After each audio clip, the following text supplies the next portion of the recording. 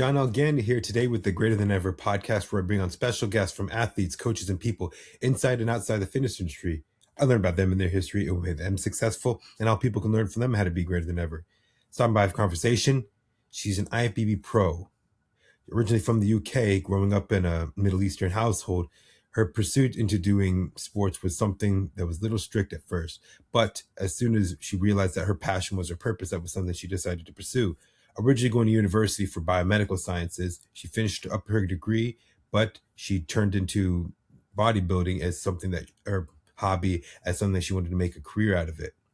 She was very dedicated to this, and for many years she's been doing NPC worldwide shows just to get her pro card. She actually came to the US in 2018 to do the Olympia amateur and got to witness the whole Olympia experience and being around greatness, and something that was really motivating for her. And that pushed her, because in 2023, she finally eclipsed that, getting her IFBB Pro card, winning the overall at the Ben Weider Pro qualifier. She took fourth place in the pro show the same day. What a debut. What a great way to start a career. And she competed throughout Europe and in the USA, experiencing both different types of cultures and the different types of levels of athletes. And in 2024, she placed 7th at the Texas Pro and finished off in a top 10 placing at the Europa Pro. In 2025, she announced a retirement from the sport, but then when the Fit Model division was announced, she thought, why don't I give this a try? And that's what's going to push her, and that's what's going to make her great. And one thing I really enjoyed having her on was getting to learn about her whole story and just how much of a genuine person she is and how much she really cares. Her posing is something that really helps her athletes, and that's why they do well at regional shows and in the pro qualifiers, because her passion is her purpose and something that you put your mind to. You want things in life, you go get it. She's been surrounded by greatness in this industry, by greats like Phil Heath, Ryan Terry, even got to be on a panel with them and to learn from them and to share the experiences, and also something that she learned from them that she's going to carry out for the rest of her life. This is a privilege to the sport, but meeting greats like that, priceless. I really enjoyed this conversation, and I think you guys will enjoy it really as well. Please welcome my next guest, IFBB Pro Marnie Al-Saraf. I've seen your journey, and you turned pro in, I believe, 23, if I recall. Yeah, that's right. And I was thinking about it. I was like, I didn't want to see you, and this is why I was encouraging you to try Fit Model, because I didn't want to see, short careers and stuff. We see a lot of people come and go, but I'm like, I look at you and I'm like, hey, this is something that you could do. And I'm thinking, why not? And you're really great. You're really good with, with what Suki does on BTS TV. You're great. Your athletes, your clients, you've had success with that. And I just learned recently, you've been doing that for a decade. So that's one thing I was really excited to have you on about. Well, can I just say I'm honored that you wanted me to join the podcast today.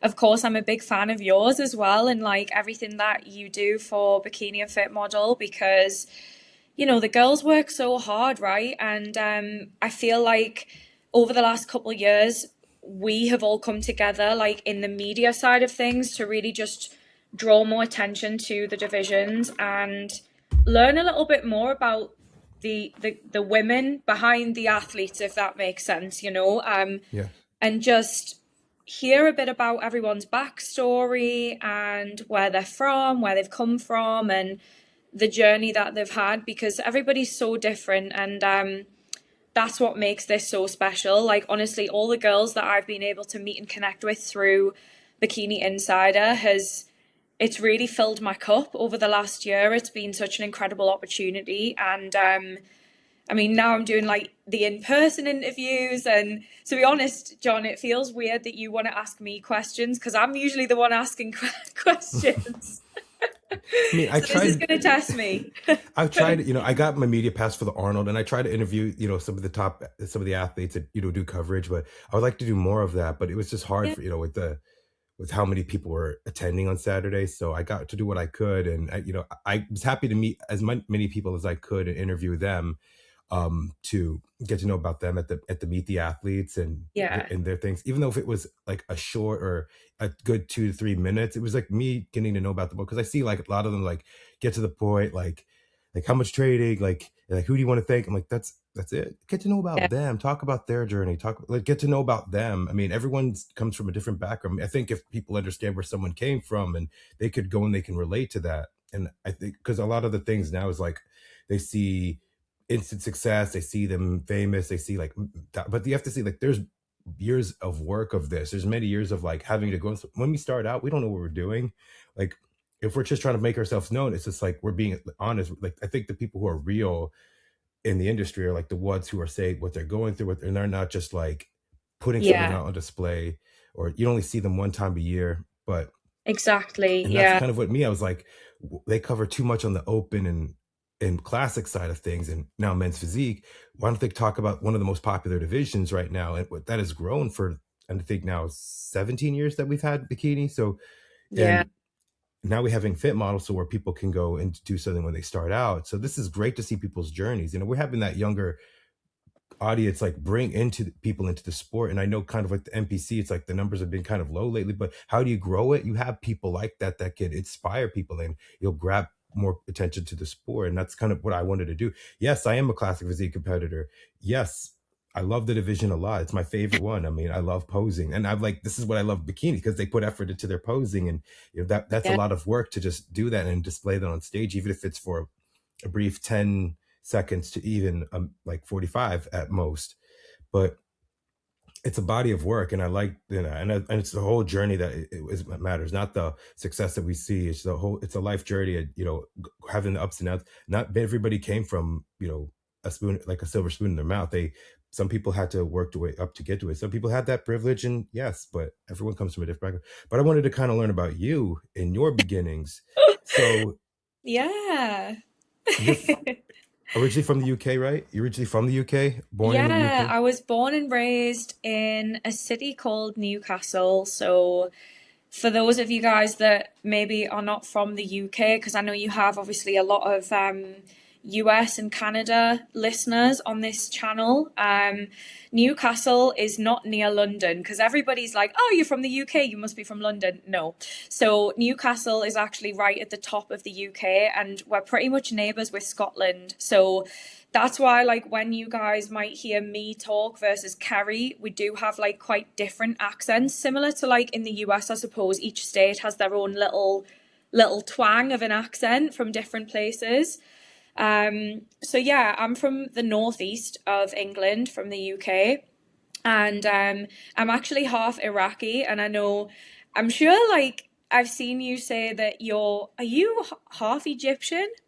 Yeah, my family's, I am Egyptian, but I was born in the United States. Yeah, my Okay. family, my parents came from Egypt and then they moved here. So, Nice, yeah. So I also have got those Arabic roots as well. And I definitely have, I think like over the last year since I initially retired from bikini, have definitely gotten a little bit more in touch with, my roots and like who I am. And now that's why like I have my hair in curls and just kind of like embracing who I am because I've grown up in this sport really. I did my first show when I was just 18 years old, and honestly, I never looked back. So it's been one crazy journey, and I just feel so blessed to be in the position that I'm in now. And like you said, some people walk into this sport and they just go straight to the top, but for me, it definitely has not been that way. Even now, we see like the younger girls and the new era coming into this sport, and maybe they see what I do and things like that, and they might think, oh wow, I want to do that. But it took me like a good 10 years to get to where I am now. So yeah, it's been a journey, but I wouldn't change it for the world. And I love this sport so much, and the people that I've met and still continue to meet, and now being able to like, say that I'm friends with the women that I idolized when I started is just incredible. Like the OG bikini girls, like Angelica. We've had her on the podcast a few times. So yeah, I mean, I don't really know if I answered your question there. I kind of just went down a rabbit hole. no, it explains some. You're from northern United Kingdom. So Yeah. is that like near like Liverpool and all?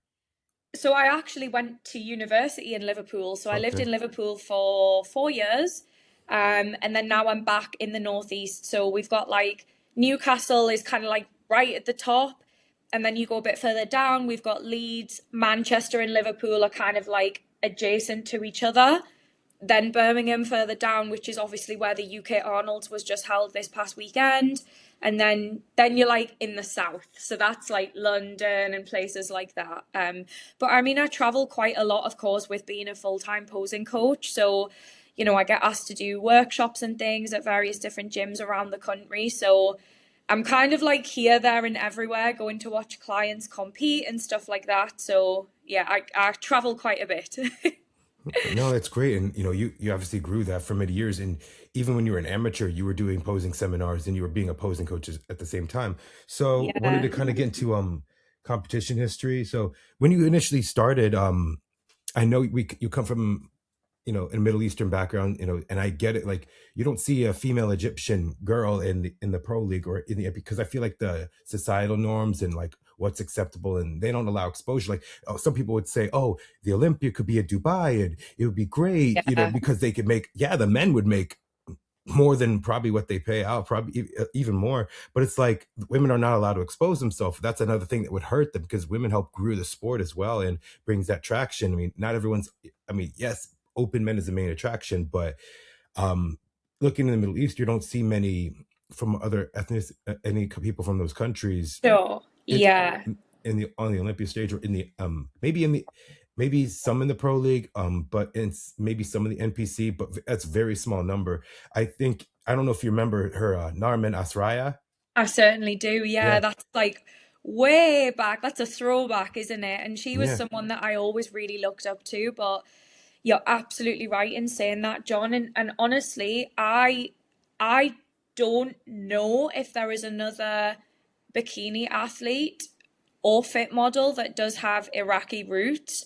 The only other athlete that I do know who is Iraqi is Winda Adams, and she competes in the wellness division. I'm yeah, sure you saw her before. So, yeah. We've met. yeah, go ahead. Yeah, I've met her at a New Tech gym. Of course, yes, we Yeah. bumped into her right when we were chatting. Yes, of course. How could I forget that? So, yeah, like, I think I will say this, like, especially when I first started in the sport, that was something that I really, really struggled with, because not a lot of people understand bodybuilding as it is. You know, like even in like Western society, there are a lot of people that just don't quite understand the fascination and the passion and things. But you throw the cultural change in the mix there as well. And yeah, it was definitely something that I struggled with, I would say, like in regards to like family and stuff like that. But I'm very stubborn, and when I find something that I love, I'm gonna do it. Like no one is gonna stop me. So honestly, it's something that I think my family have just kind of come to accept, and they've also realized the success that I've had off the back of being an athlete as well, and being able to work with huge brands like, you know, TLF, who I'm with now. I've done events with Gymshark. I mean, I did the panel talk with Phil and Ryan back in 2023, which was a complete pinch me moment. But I've held posing workshops there. I've worked with so many amazing big brands in the industry, and none of that would have been possible if I was not in this sport. So I think it's just one of those where if there are other women out there, other girls out there that have those same struggles, you're not alone. Like, it's not easy to go through that. And I think it gets spoken about quite a lot where, you know, sort of like how to manage relationships alongside competing. And when it's family and it's cultural expectations, that's a real challenge. But since stepping back from bikini, I know obviously there's been the announcement of Fit Model since then. I've just done a lot of inner work, to be honest, about like the diaspora and understanding where a lot of my thought patterns come from and a lot of the expectations of family and culture and things like that. And now being a lot older, I feel like, I suppose you could say, just a bit more free with, you know, the decisions that I've made and like where I'm headed with the rest of my life, basically. So yeah, it's a deep topic to go into, but I'm kind of glad you brought it up, because I think there'll be a lot of women out there that can relate to that, honestly. Yeah, I mean, Narman, when she started, her father was like disowning her because they came from like a strict Muslim Yeah, household. She's like, "How dare you do this?" Is like, "Leave." And so she's like, "Fine." And then she left. And then later, when she had success and competing and was doing very well in the pro league, her parents were finally like, if this is something you want to do, I have nothing against you. It's like, you're an adult now, so you can make that decision. yeah, But initially, they're like, no, you do not allow yourself to do that. You do not allow, they don't allow, because I get it with the culture and stuff, but it's like, you know she lives in the US, and I think she lived out in like California at the time, yeah, and it was much different culture than it versus if she was from living. And I had to take the liberty of looking this up, and I had to like find like where exactly, because I'm like, Asraya, what name is that coming from? And I had to look, and I saw a post from 2023, and it said in like half Palestinian. I'm like, oh, like that's what it wow, was. no I way. couldn't figure out what exactly, what country, or like what ethnic background in particular it was. I'm like, was she Egyptian? Was she Palestine? Was she something in the Middle East? I'm like, and they're like, oh, or Iran, Iraq. I was like, what country? I'm like, oh, that's what it is. And so I had to like understand like where she came from. But she grew in the industry. She was one of like the OGs in bikini, like since Yeah. 2000, and like I think 2010, 2011, around Mhm. that area. Like, so she's 7-time Olympia. Like, she did 8. She qualified for Olympia 7 times. She did qualify for 19, but then she retired in after 2018. But I felt like whatever she's doing now in life, she's doing great. And I mean, Yeah. she was really young when she started. She was 21 years old, and yeah, I can relate. Like, and you know what? That's amazing. I just want to say that, like that you kind of did a little bit of research and stuff because I know this sounds crazy to some people, maybe. I don't know if you can relate to this, John, but like, I think the all of the countries in like the Swana region, so like I don't do you know what I've actually learned that it's not correct necessarily to say the Middle East because that's yeah. defined by like Western standards. So I've actually been learning a lot myself just about the difference between all of those countries because they are all so unique. They have their own dialects of Arabic, they have their own traditional dress, they have their own traditional cuisine. So that's been something that I've really looked at over the last few months. And it's been a way for me to connect with my family because I have two sisters as well. And yeah, I think previously I tried to like detach from that and be like,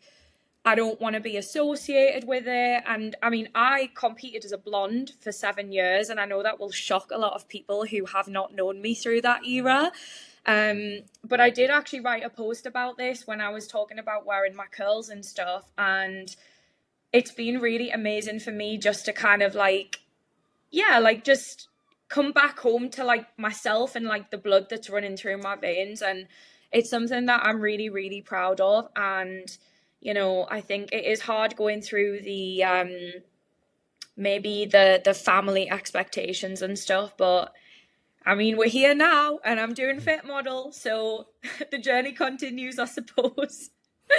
So the reason, and I don't hope you take that Middle Eastern thing as wrong, because I get asked, "Are you Arabic?" I'm like, "No, Arabic's a language." Like, Yes. I'm like, "Are No. you Arabic?" I'm like, "No." I'm like, I'll say, I don't like Middle Eastern at all, but like, I'd rather say exactly like, I have of this background. I am of Yeah. Egyptian heritage. I'm of whatever country, It, Iranian. I'm of like Oman or any of those countries out there, Syrian.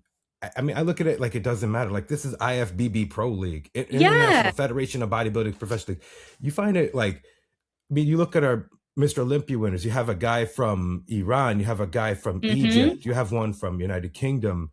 Yes, Hadi absolutely. doesn't know. Hadi can't even speak English, but yet he goes out. People love him. He has a huge fan base.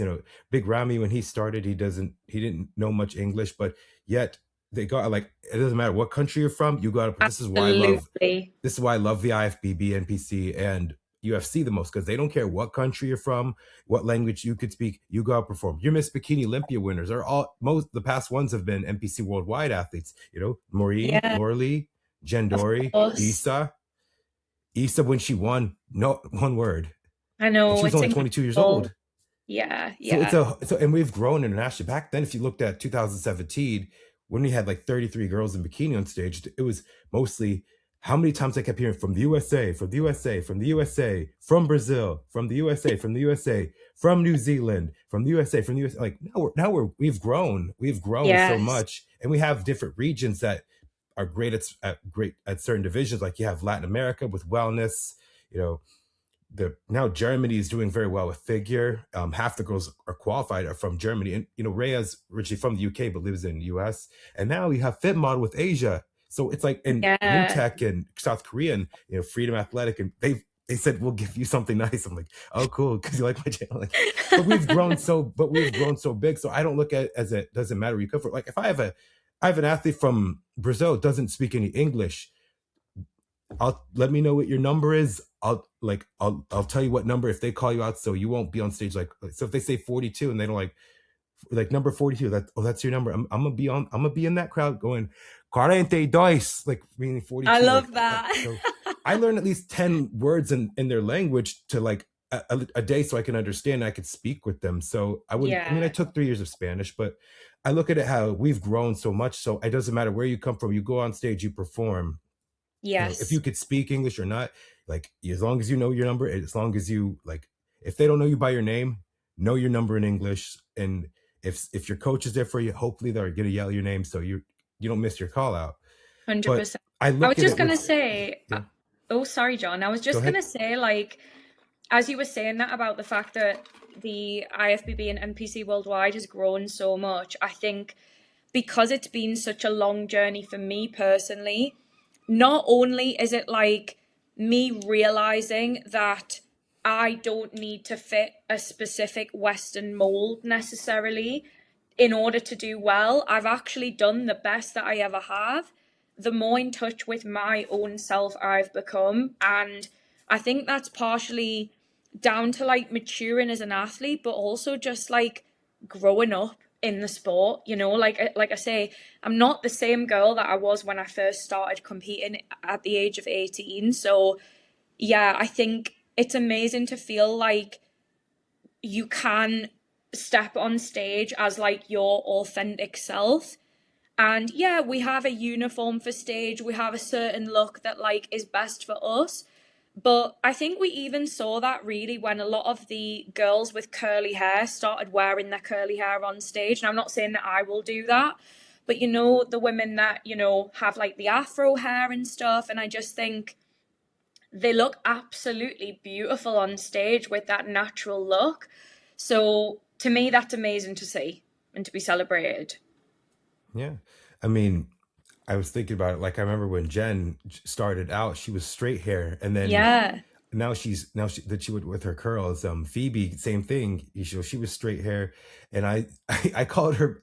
I remember I remember that straight hair Phoebe era from when you started in 2018 to and then 2020, and then in 2021 when she won the Arnold UK. Actually, she embraced her curly hair. Yeah. So Yeah. It's so amazing. and I don't know if it's weird, but I love her hair, what it looked like at these past 2 shows, and I'm excited to see what she does in San Diego this weekend. But I'm happy that people are just bringing out their personality. So it doesn't matter. Yeah. Like under this shirt, I have my arms, I have my chest, and my left side of my ribs tatted. I have my right leg, so it's like it doesn't matter as long as I can see what's going on. As Hmm. long as you present that, could it hurt you? Maybe, depending on your tan, your lighting, but it's like you could bring out your personality and be different. Yeah. So I look at that as such a good thing in being on stage and being in the sport. People are getting better, they're improving, they want something different in their life. Yes, we're not like back in the day. If you won USA, it's like someone's gonna pull you backstage and go, "Congratulations, Mr. USA! I'm gonna sign you to Muscle Tech." No, it's like now you have that avenue to do what you want and to make a brand out of yourself, and then those things come in later. I mean, you grew a name for yourself, you grew your posing, people saw your whole journey, and then you got the opportunities where you are today. So now you're getting booked out all over the place in Europe, and you get to come to the US and do all that stuff, all that Yeah. fun, all the awesome things here. So I look at that, what you're doing and what your work has been, nonstop, consistently, year in and year out. So getting into your competition journey, I only could pull up what I found on NPC News. So I found that you did the Olympia Amateur in 2018. Yeah, I did. Was that your first time in the US? So yeah, it was actually, and I am Oh, just well, competing, yes, but no, I have been to the US many times before that, like on family vacation and stuff. I absolutely love my time whenever I come over there. I actually have done quite a bit in the States. One year I went and worked at like a summer camp in Maine. So I've actually been to like quite a few different places, like across the country. Been to the West Coast before, like been to LA, Gold's Gym, like all that good stuff. But yeah, so I that was my first NPC show, but it wasn't my first ever show. So I had actually competed previously to that, but this was again like back in the day before the IFBB Pro League had the big split. Do you yeah. remember? Yes. Yeah, so I've kind of seen like a lot through the industry, like all the changes that have happened, and obviously the change in the bikini posing and like all that stuff as well. And I definitely feel like before the NPC Worldwide came to the UK, and kind of had its inception, there was definitely like a lot of blurred lines for the athletes in the UK, like the bikini girls. We didn't really know what poses we were meant to hit. So it was like a bit of the stallion pose, a bit of the hand on the hip in the back pose, and like all these other weird things that we had to do on stage, like from a posing standpoint. So I feel like once that happened in like 2018, 2019, that's when we started to get a lot clearer with the criteria, the posing, and we started to see that trickle in from Europe into like the US as well. And like, I think everything just grew from there. So honestly, that was my first time at the Olympia, and I had the best time. And I met quite a lot of people on that trip. So like I met Johnny Styles for the first time, and like so many connections were made that I still have to this day, which is the incredible thing about like traveling over to the US. So I feel like when I went there, I just got a real taste for like the pro league, because we didn't really have anything like that in the UK. And I would say it just honestly lit my fire. And it's crazy because I mean, last year was only my second time at the Olympia, but it was my first time coming back as a pro. So it was kind of like a full circle moment for me, really. Obviously, I met you for the first time, and yeah, just going back as a pro was amazing. So yeah. Your second time was in 25? Yeah, second time at Okay. the Olympia. Yeah. 2018, funny, 2018 I graduated college in August, and I was just like, well, I got a lot of money, so I got some money, so I'm Yeah. gonna like since I graduated, I'm like, the Olympia was in September at the time. I'm like, I'm gonna go. It's like I got a ticket, got a hotel. I regret like I was only there for like I was only there from Thursday to Sunday, but I will Okay. say this, that was one of my favorite Olympias. Yeah, it I was had to so be. fun. I didn't, but I only got to go to Expo, and unfortunately, I couldn't afford to go to the finals. But to see the people on stage, and I will never forget like why that was one of my favorite, because everybody looked good that year. Yeah. This is my first time. This is my first time gonna go this year to the arena, but I never forget Flex Lewis's speech. Like, I did it, people. Yeah. I'm living proof of the American dream. Like, I'll never forget that speech. Like, that was like something like I looked at, and that was when Bikini had a 2 day format. They went on Friday, then they did finals on Saturday, and Yeah. I so in how the in my crazy people went when Sean Roden defeated Phil. I was I was like, just gonna yeah, say I actually watched the finals that year, and that was the year that Sean Roden won.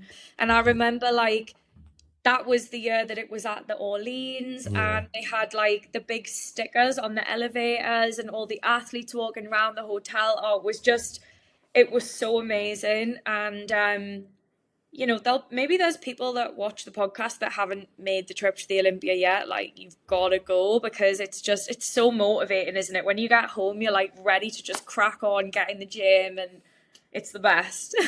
Yeah.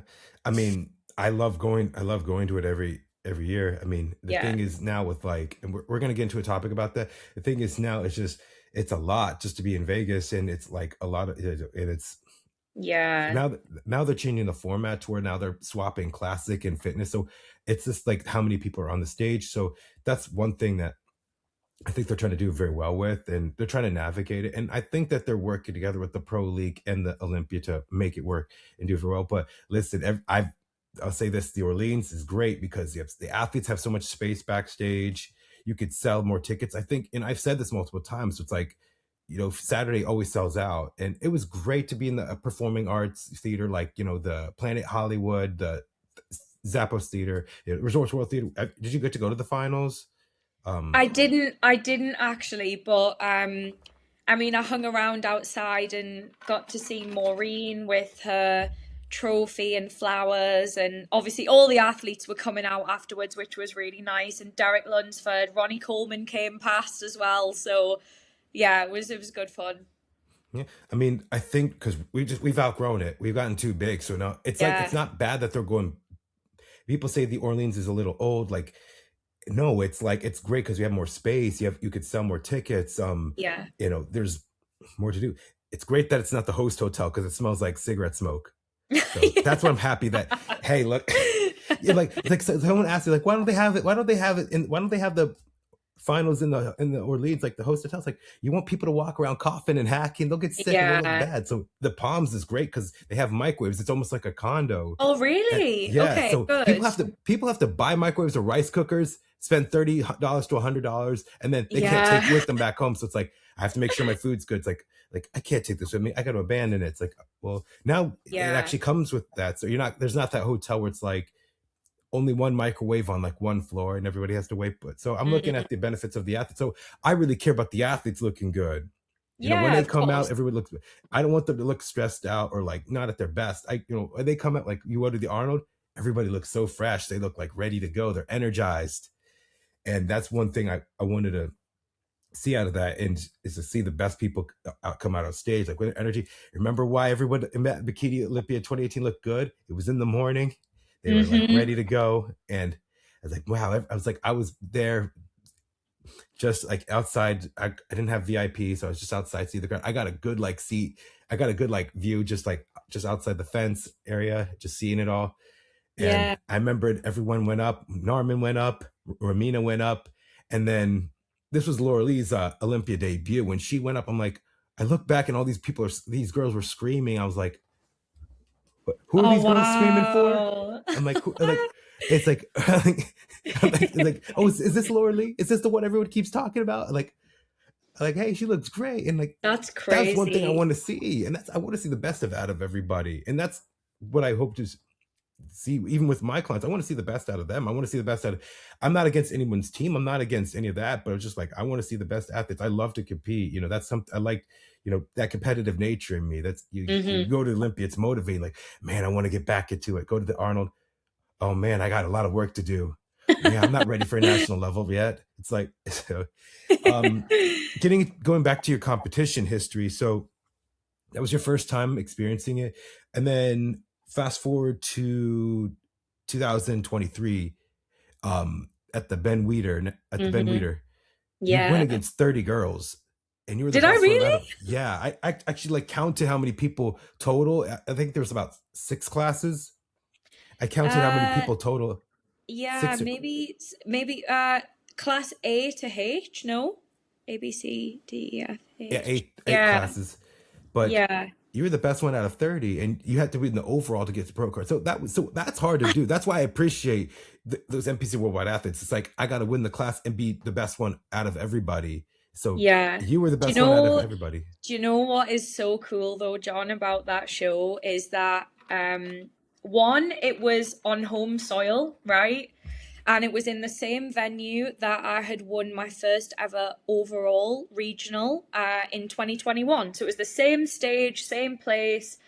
There was a lot of people there that day that have seen my whole journey. So it was very, very special for me, like to be awarded my pro card, and everybody kind of had seen all the work that had gone in. And what was even cooler is the fact that 30 minutes after they gave out the pro card, it was the One Bro Pro show, and I actually placed fourth, Yeah, which was just, I mean, Maz Ali was judging that day, and he called me into the first call out. I was the last number to be called. And oh my God, the crowd was just going crazy. Like, he was like, and our new pro. And I was like, wait, what? I'm in the first call out. Like, how has this happened? Like, going from being in the amateur to like fourth place in the space of about 60 minutes was just such an amazing day, honestly. I'm gonna pull that up, but you know you beat a top Olympian in that show. Yeah, what the hell? I look back on that show with such fond memories, and still to this day, I get a lot of girls message me that they watch the YouTube video because I actually had a videographer film that show for me. And it's like my most watched video on YouTube. I think it's at like 35K views or something. And it's just, I'm so glad that I had it all on record, because yeah, it was such a special day. Kind of, is it? Let's see, this one. Yeah, that's the one. And they gave you a sword. Yeah, I got. They don't give out swords anymore. I've got Darn. 2 swords actually. I'd won the one in 2021 and then another one in 2023. I wanted to That's get a the blade. overall, yeah. I wanted one. I told Robin, and I told her, look, we can't give out sharp weapons. I know you give a hammer, but if I could give the fit model winner from God of War the Leviathan axe, Yeah. I'll wrap it up. I'll have it sheathed. I'll have it sheathed. Like, you can't walk on stage, even if it's covered. I'm like, no. It's like, you know what? You're probably going to be the first one to hear it, but if I could, whoever that winner is, like, let me know your address. I'll get one custom made out, with making it sharp, and you can have it. You can put it on display. So but I'll make cool. sure that it's covered in like a leather sheath so that you don't cut your fingers and you don't lose them. So. They are sharp, actually. I should probably hang mine up. I actually saw someone moving the other day with one of theirs, and they were like cutting the boxes of them, and they're like, "This is a sword I won in the NPC," and she's like, No cutting way. her box. I'm trying to find which one was it. Yeah, you were a blonde at one point. Yeah, that's just crazy looking back now. That was me at my first ever show. And how old were you in this one? 18. Oh, wow. Just a baby. And this was kind of like, I think you're talking about that posing. It was kind of like the IFBB Elite. So different. But it was IFBB Elite, but at the time it was IFBB Pro League. Like, it was not affiliated separately. Does that make sense? Like, the only route for us to win a pro card, an IFBB pro card in the UK, was to compete with that federation. So since day one, that's always been the route that I've kind of pursued. I've never competed anywhere else that has not had the affiliation to the pro card, if that makes sense. Mm-hmm. So yeah, it's I'm so happy with where we're at now, and I'm sure we'll talk about fit model as well at some point in this conversation, but it's crazy now seeing it all come back full circle with, like, the stallion pose with the one hand on the hip and things like that. Listen, I'm happy they're bringing that back. It came kind of outdated in 2022. Some people were doing it, but then they're like, yeah, don't do that anymore. I'm like, oh. For some people it helps with their physique, it helps, etc. I'm like, listen, Yeah. when it was announced, and I was like, please don't go back to that first OG bikini pose. I never liked it at all. And they were like doing that, like slumped over. I'm like, they're lumbar, they're back. Yeah. I'm like, I used to see people like, I used to be a DPT candidate, doctor physical therapy, physiotherapy, if you want to call it, right? Okay. And I used to see people do that. I'm like, her L4, her lumbar, oh no. I'm like, she needs to see a chiropractor after this. And I'm like, why do they do that? That looks so cringe and uncomfortable. And so when it kind of got better over time, I'm like, I'm okay with this. Like, you know what? That pose is actually really good. And some people do it so well. Only a few people can do that stallion pose and accentuate their physique very well. But people call it a stallion pose. Is it like a, what do you want to call it? Horse pose? A stallion pose? Like, what do you want to call it? Yeah. Like someone said stallion's a male horse. I'm like, I know. I don't know who coined that term, but I feel like it's just stuck over the years, hasn't it? yeah. But now they're calling open bodybuilder. They do that pose like this. What are you riding a motorcycle, riding the horse? I'm like, do they really? Yeah. That's so funny. Things have changed over here, how we do things. So it's like, when something starts to stand out, it's like, Like we need people to adjust them, like feet together, quarter turn to the right. They need the judge like, okay, feet together, like all right. Like now finally the past 2 years we have squares in the on the stage because people Hmm. get too close to each other and it's like get in a box. Yeah. So because people are getting too close, they're like either step before, like okay, back forward, like go to the line. They need to have that Especially the instruction. guys. Yeah. Yeah. So now we're doing that much better. So 2023 was your like your first ever pro season. You did New York Pro, you did some other shows as well. Um, you're just trying to navigate and like see how well you did. Did you have that kind of like doubts, or like you kind of were like, well, this is just all a learning experience going on in Yeah. 20?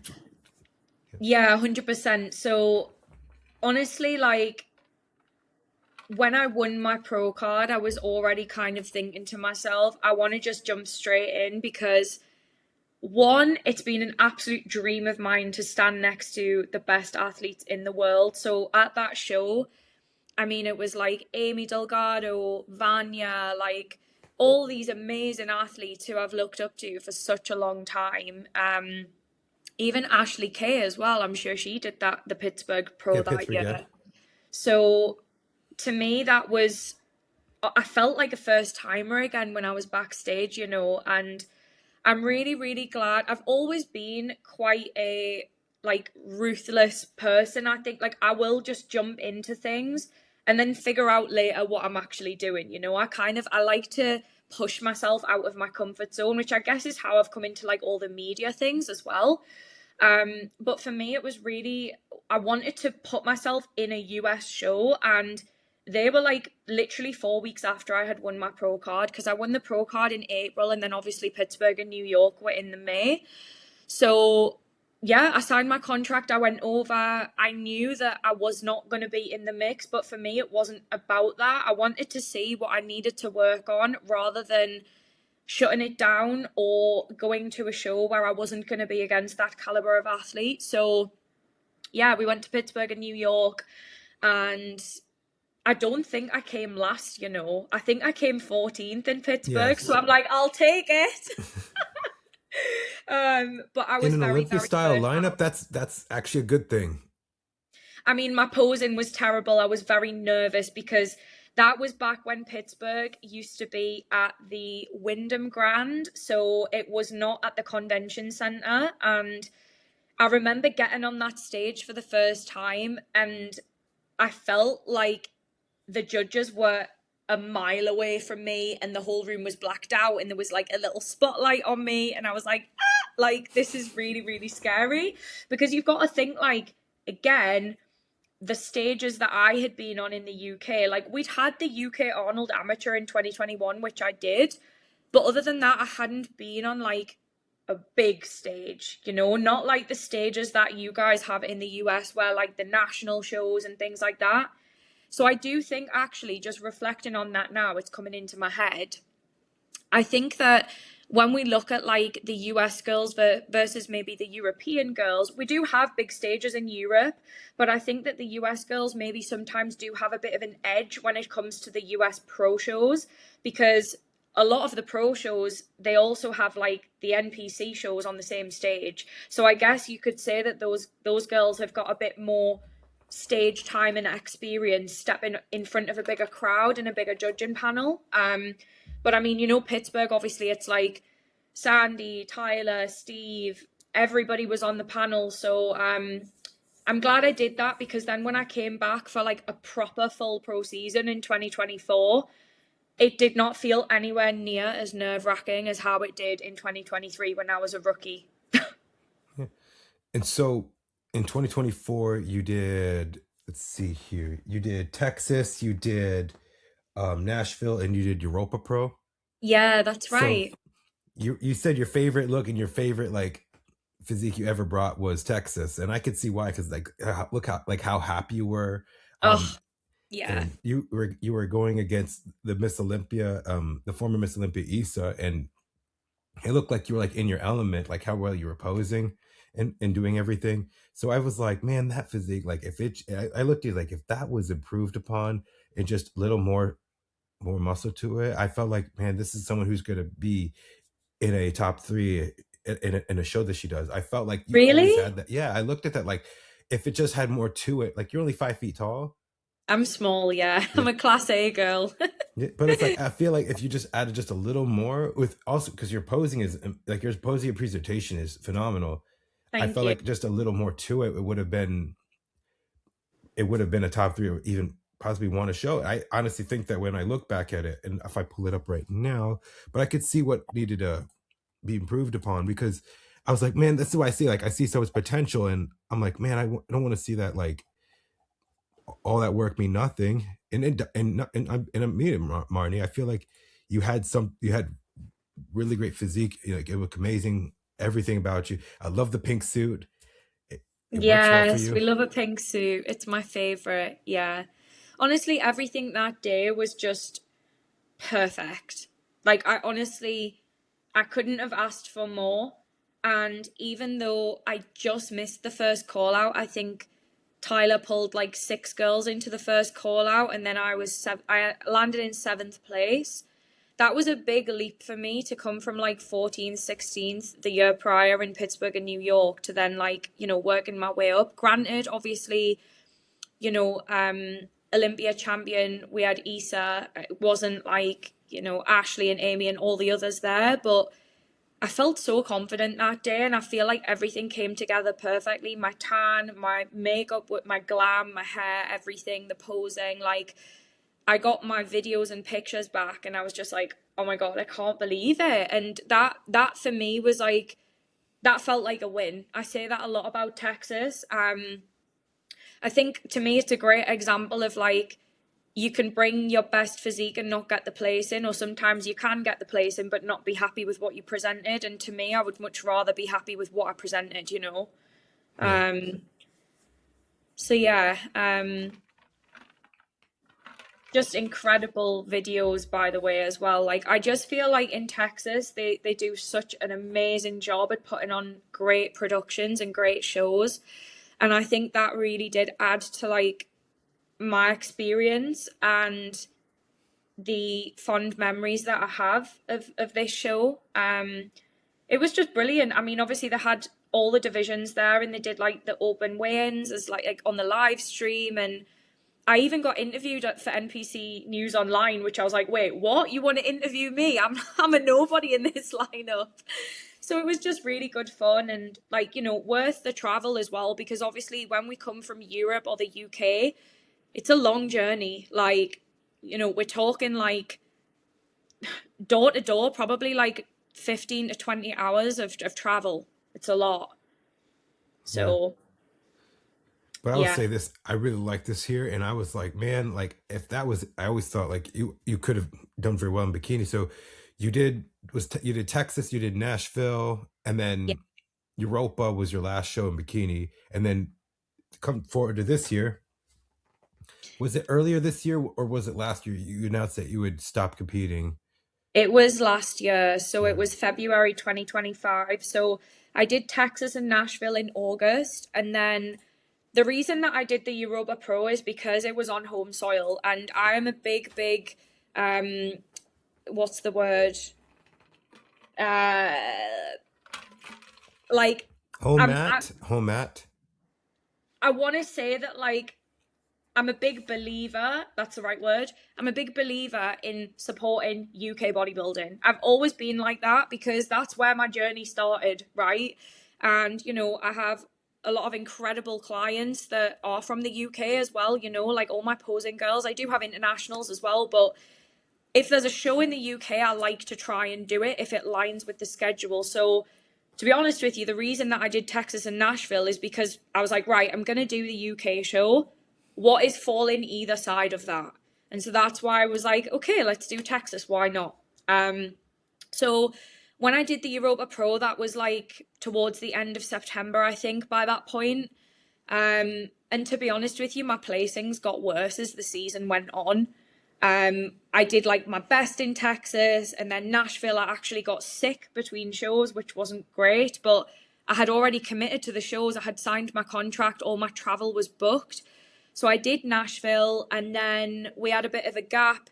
I came in a lot leaner for the Europa Pro, and I feel like I just lost the pop to my physique, and it wasn't my favorite look. But again, my feedback had been like a little bit more off the back of the legs, a little bit more depth. And of course, sometimes you don't know until you diet. Like sometimes we do and we see more pop. Sometimes we diet, we lose the fullness because we don't have the density there. And that was the case for me at the Europa Pro. But in all three shows, I was in the top 10. So it's like I was a top 10 pro in bikini, you could say, like a second, third tier. But yeah, like after that, I definitely was motivated to like, grow more tissue and stuff initially. But I think one thing that a lot of athletes do not do enough is life audit, and also audit their values as well, because it doesn't take a blind man on a galloping horse to see how much bikini has changed. And when I looked back at the pictures of like myself in the Europa Pro in like 10th place versus like your top three, I know Kerry made the top three, top four at that show. And when I stand next to Kerry, I look like I don't even lift. So it was one of those where I really had to sit down and ask myself the questions of, is this what I truly want? And am I willing to do all the things necessary to get there? And that doesn't make me love bodybuilding any less, but it definitely meant that I had some really hard decisions to make. So that's kind of how we arrived at that. So like I was going to do one more show in bikini, and it would have been the Ben Weider One Bro Pro show where I came fourth, which is actually in about 10 days time. We have it every April. So last April, I was going to do that show as like my way to kind of end my career. But in the prep, I really struggled. I really was struggling mentally with like training my upper body and like, trying to keep this density. And it was in my gut, in my heart, I was like, this doesn't feel right anymore. And I think again, it was just a sign. So yeah, I decided to retire from bikini. And it was a really emotional time because I was like, wow, like you've done this for 10 years, like that's it now, because the passion is gone. That's kind of how I felt. So yeah, I don't know if you ask a question, but yeah, like that's kind of where we ended up last year. Yeah, I was gonna say, like, I felt like it wanted to kind of see opportunities, and like, sometimes you think about what's life and what's going to be things after the stage, and you kind of think you've been doing this for 10 years and you're thinking, what am I going to do going forward, and do I want to continue with this? I feel like that's one of the hardest things with some of the athletes, because it's like, someone goes on stage and says, I'm retiring, and it's like people forget about you, or like you decide to say, like, it's like, forget about you. It's like, you want to do things. It's like, I still want to be part of the sport. I still want to be part of it. If I say I announce I'm done, and I don't come back, it's like I forgot about it, and I felt like I didn't meant nothing. But I felt like everything you've done and worked up to. I mean, I was gonna say, you said it right now. You were top 10 that whole year. I looked at that like as a win. Like that, I felt Yeah. like that was one. Even if you were declining in places, you were maintaining yourself in the top 10, getting second call outs every show. So I looked at that like, okay, that was a really good year for you. But It going was. forward, um, but my going on with I was going to say, but you can't be upset about the work. It changes to your physique, and I mean, this is objective sport. Sometimes it's like it's not in our control of what happens. It's like we just bring out what we can of our best. It's like you have to obviously be mentally ready for everything. That's the number one thing. It's more the mental and it's more mental Yeah. than physical. Where it's like I have to be in my mindset of I'm going in. I put in that work. This was the improvements I needed to work on. I need to come back with these improvements, and whatever happens. If I move up a place, if I move down, but I bought a better physique, I'm proud of that work. The work doesn't go unnoticed. I was just talking to someone who she had a client in an NPC show just recently. She's a top Olympian in one of the female categories, and her girl, she won her class, and she was like so happy. She felt like a kid on Christmas, and then Oh, took second in the overall, and then she started like complaining, whining, and saying, like, oh, I can't believe this, and like they don't like me and stuff. And then she told her client who was in the NPC, it's like, this is not the sport for you. If you, it's like, this is objective Mm, sport. It's like you looked better than last time. You look better than last time. You improved your placing. Okay, you didn't win your overall, and like, why are you upset about not winning? I was like, I wanted my entry fee. Like, you're nationally qualified, and the only things you can do is take that and motivate yourself so that when you go to whatever next show you want to go to, even if it's a national level, you're going to do. But I know people who've taken second in their class at the national level. They've taken first in their class and they've never won an overall. But then they mm, go to the nationals and they won the overall. yeah, So and I look at it you like your know, work does not go on. You improved your physique. You're getting better at every show, and you look better than last time. Like, that's what you have to look at. Like, what I did differently. It's like I improved something. I was motivated to, and to get better, and to yeah, be that inspiration as well. So yeah, I mean, everyone's different. Yeah. you have to see yourself objectively, and it's very hard to do that. I almost treat myself now like I would treat one of my posing clients. I have to kind of like look at myself as though I'm not like remove the face, well, still look at the glam and the hair and everything, but like remove the fact that it's me and look at me as though I was speaking to someone who I want to improve as well. And I think this is a phrase that I've said so many times. Each show is a stepping stone in your journey. Like, and sometimes we don't know when that last stepping stone is up. Like you might not know until after you've done the show that it's the last show. So I think it's a really difficult it's a really difficult thing to wrap your head around, because you need that sort of like trifecta. You need the competitive edge where, like, yes, we all want to win. You also need to treat each show as like a standalone thing in and of itself.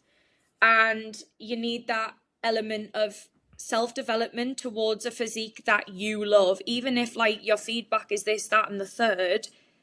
Is this in line with who you want to be? And sometimes, again, come back to the bikini versus fit model thing, like sometimes that might look different for different people. Everyone's journey is going to look different. Everybody's end goal is going to look different. It's like, even if you were going to compare the end goal of an athlete like Samson to someone like Ryan Terry, like two very successful male athletes in their own right, but two very, very different physiques and how they want to look for themselves and the criteria that they want to represent. Yeah. I mean, the reason why she told that person that she gave her that talk was like, it wasn't to be mean. It's like, this is not the sport for. It's like you have to like have a different mentality, a different attitude about things. It's like, Mm-hmm. instead of just looking about like, pointing at another athlete or pointing at the judges, look at like some things are just not in your control, and your journey is going to be much different than everybody else. And you know what? You're going to take that, and you're going to, take everything as, like you said, everything's going to be a learning experience. And where people started, seeing how some of the most successful people in our sport, like, they were not always winning everything. Mm-hmm. They had to go through losses, and losing is not a bad thing. No, it's not. Losing is, everyone thinks that, oh, if I don't make that night show, or if I don't get the place, it's like I lost. It's like, no, it's like, you can always see, what can I improve on? Even if you won, you can go and say, okay, this is what I was told to do.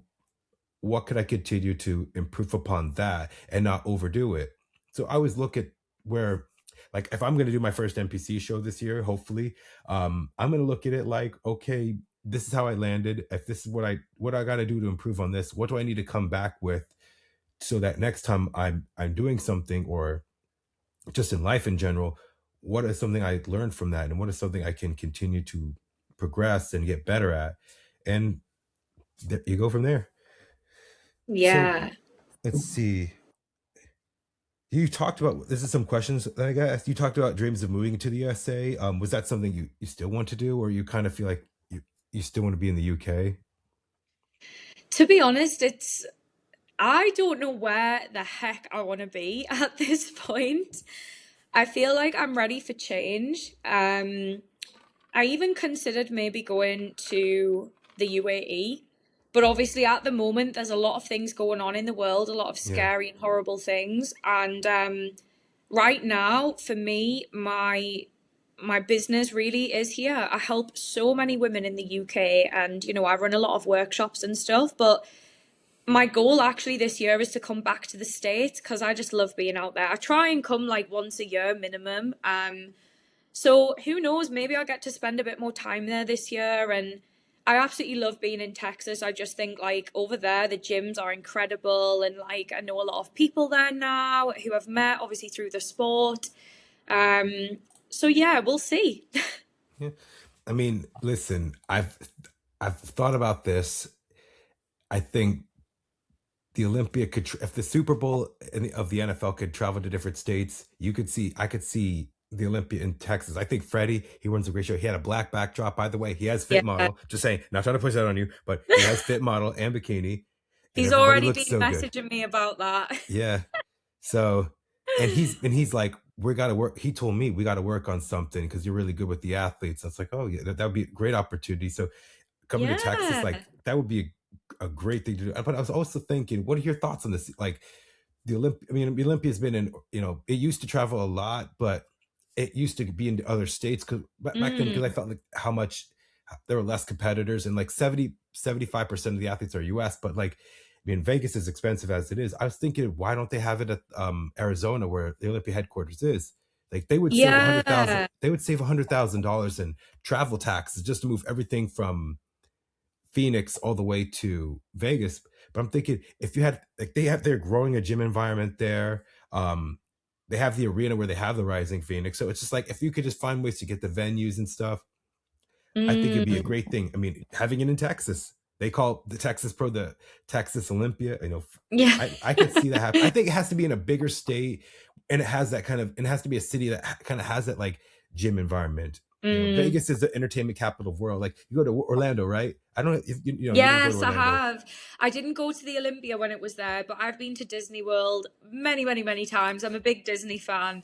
When I met a person Um, from Brazil at this past Olympia, she's like, "I'm happy to be here in Las Vegas. Like it was my dream." I can't imagine like when the Olympics over, I'm going to Disney World. Like you're a grown adult. You want to go to Disney World? You're gonna go see Mickey Mouse. I feel like, well, I'm just it's a big kid at heart, really. I love yeah. all of that stuff. But I think, yeah, it's a really difficult one. I'm sure at one point, wasn't it in New York? Was that Madison Square Garden, like back in the day? 98. Yeah. Yeah, that's crazy. Like, I think the big thing about it being in Vegas, I suppose, is that like really that's a big hub for international travel. I'm not sure about Yes. Arizona. I mean, I'm sure that you could fly direct there from like London Heathrow or whatever, but Vegas, I mean, people are coming and going out of Vegas all the time, right? So I do like it being there because I think again, it almost like adds to the experience of like I'm at the Olympia, but I'm also in Vegas, and I think that's really nice to be able to have that where you get the element of the vacation after the show as well. I don't know. I think to be honest, no matter where it is, it would be fantastic. Like I heard a lot of athletes say that they really liked it being in Orlando. I think you get mixed reviews with it with anything really, don't you? So as an athlete, it's great in Orlando because Yeah. the host hotel is connected to the venue. You just walk across the sky bridge. Fan experience, not so much. Floor Mm, seating, it's yeah. it can be a little uncomfortable for, even at the fine, but listen, I don't mind floor seating, and the Arnold Classic has that for the VIPs. Mm, The Orleans Arena, I'm hearing VIPs are on the floor seats, which I don't right. mind. But great as an athlete, not so great as a fan experience in Orlando, great as a fan experience. Athlete, one year when they had it, when they brought it back to Vegas in 22, when they had the Venetian, you had the Planet Hollywood, and then you're going to 3, 4 different hotels within a span of a couple hours. It's like one hotel for Yeah. makeup, one hotel for tanning. I'm like, could everything be in one place just to make it like the Palms in It's the hard. Orleans? Yeah, the I Palms was is great. gonna It's only 10 say minutes. It's I was it's gonna not too say that far. like even for us being there as like media and spectators, it's very exhausting. Now, Yeah, granted, I obviously am like in a completely different time zone, so the time difference for us is 8 hours from Vegas. So that's hard to contend with. And obviously there's a lot of international athletes too, but I think yeah, the difficult thing really is like the traveling to this place, that place. I can't imagine how that is, and I can't speak on behalf of the athletes because I've never competed at the Olympia before. But I think, yeah, like that I could see being a bit of an issue. Maybe it'll be different this year. I don't know. We'll have to wait and see. Yeah. I mean, that's the one thing. It's like that's the most stressful week because I've tried like I said, I try to stock up on sleep and manage fatigue because it's like once like I when I get in there on Monday, I get to explore town, get to see a couple things. I spend that kind of time navigating. Okay, where's this? Where's that? Where's everything Mm, going? The Palms Hotel is 10 minutes away from the arena. If for the people who want to go to the finals, most of the stuff is at the Palms, but then the prejudging, the expos at the convention center. I look at it where it's like, okay, I like I said, manage fatigue stress. Like Tuesday, Wednesday, you have the amateurs, and then Thursday, the press conference. They're doing something different with the. I don't think it used to be called meet. It's obviously it's meet the Olympians, but they're doing a kickoff party on Thursday. Oh, I don't know how really? that's gonna. Yeah, I looked up the Olympia website. I don't know what that is all about, but I'm like, Mm, okay, they're gonna do that. So maybe it's not gonna be so much with the athlete. Like I said, I care about the athletes looking good. I think yeah. that after the Olympia is over, after that Sunday seminar, right? There should be like a meet the athletes on a Sunday where people are, when the show's done, it's not so stressful. People, athletes, they could sell their merch, do stuff. That would You be know, good. I think that's much better. I mean, obviously Friday you have the finals and then there's like that after party that they do. But I think honestly, meet the athletes is just it's a lot. It's like I said, stressful. Most of them just want to be there for like an hour or Mm-hmm. two, and then an hour and a half, and then they want to go back to a hotel because some of them got to compete on Friday. So I Mm, think, I mean, some of them after the show is over, they'll do photo shoots with their sponsors. They'll do some stuff, but like some of them, if it's like they have a little time or they don't have to leave on that Sunday or Monday, they can probably. I would think it's much better for them to spend time on Sunday. I think that's where the meet the Olympians are. I mean, I appreciate the ones who take the time and stay there for their fans, and that means a lot more. But yeah. the athletes, I want them to look good. I want them I to be know it's hard. It's so hard for the girls, like, yeah, and because of especially the all the girls. stuff that's going on. Yeah, all the stuff that's going on. And I think as well for the women, like, whenever we have like some sort of event that we have to go to, like meet the Olympians or whatever, like the photo shoots, there's always the element of the hair and the makeup as well that like we all want to get glam and have the appointments in the diary. So that is also more travel. It's not just the event, it's before the event, where are you going for your hair and your makeup and things like that. So I think like from what we've spoke to the coaches on the podcast about, like, James and Jamie, like they always say that it's a lot, like it's a lot of stress on the body, and it's more like unpredictable, I suppose, because like that's not how you would normally be at another pro show. You haven't got all the other things going on as well. So yeah. Mhm. I mean, some of them all will do. Some of them, if they do come in early, with like whatever photographer or like whatever brands there, they would do some photo shoots that even before the show. So I feel like for some, yeah, they can do it, but then I feel like it's much better when the show is all over that they could do that. They're Yeah. still fresh. They had some food in them. They're not so depleted. Um, they can enjoy a meal, but they hopefully they don't overdo it because they have to look good for their photos and stuff. So and they could do that's what I think could be beneficial for them. Some questions. Mm, Um, Here we go. let's go. This girl asks, I saw you posing for the fit model and thought, why does she not try it out? I think you could bring something competitive and you don't have to be so muscular and conditioned. What are your thoughts on that? Do you know what? It's so funny because when you are kind of trying to climb the ranks in pro bikini, sometimes the thought process or the self-doubt and the questions that, like, for example, that I had in 2024, right? I'd been at Pittsburgh and New York, and then you're kind of thinking, am I going to be big enough? Am I going to have enough muscle to hang with the girls?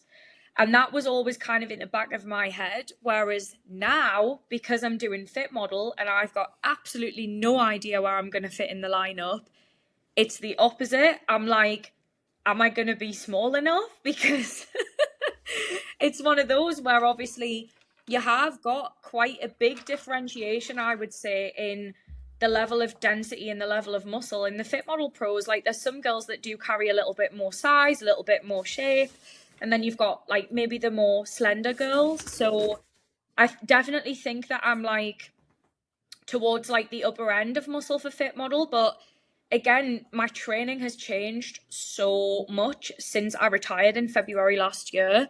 So with that, of course, with the training changes, my physique has responded to that. And so I already feel like, you know, my shoulder density has massively come down. I think I've actually grown some upper outer glute, which is never a bad thing because we need that for fit model. We need that for the shape. So I kind of just, I don't really know how I'm going to look, to be honest. Like, what do you think? I think because you have a more smaller frame, it'll be, you know, it'll be easier to downsize like with your shoulders and not have tie-ins. I think Yeah. that you could break. I don't know. I've brought this story up with many pros, and you know, Sonia Gonzalez was the first Bikini Olympia champion, and she came from figure, but 5 feet nothing. There is Okay. she's the highest she could put on her body was 120 pounds. She goes past that. Yeah. She gets uncomfortable. She's like, my waist is gonna get bigger. It's gonna get. She looked great. She had when she was like but she was small. Like I said, she looked great. Had the delts, had great arms. You know, waist small, but competing with girls who are much more bigger to her and can add more to their frame. Like, and they're probably allowed 130, 140 ish. It's like there's not where I can push that and go for like what I have is like that's it. Like so when she did bikini, she was around under 110, I think 105, 110 at most. It's where she Yeah. can have that and feel good and not have to be so conditioned and so lean and muscular. I was So just I gonna look at say you, that it's beneficial for you. Go ahead.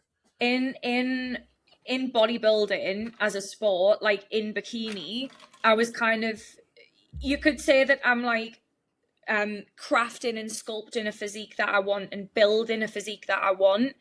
And I got to that certain point where, and I think not a lot of people say this, but like I was happy with how much muscle I had built. And I think sometimes you kind of feel a little bit strange saying that out loud because by definition, you know, bodybuilding is like, it's almost like never ending. There is never an end point. And now I'm almost kind of like I feel like I'm fine tuning a physique that I love. Like I love the look of fit model, and I don't, to me, for everyday life outside of being on stage, I personally didn't want that much density in my upper body anymore. And like I had a decent amount of shoulders on me, like, you know, that you can see that in my videos when I was in Texas. So comparing how I am now to then, I still see myself as sculpting a physique that I love, even though that is not centered around building muscle anymore.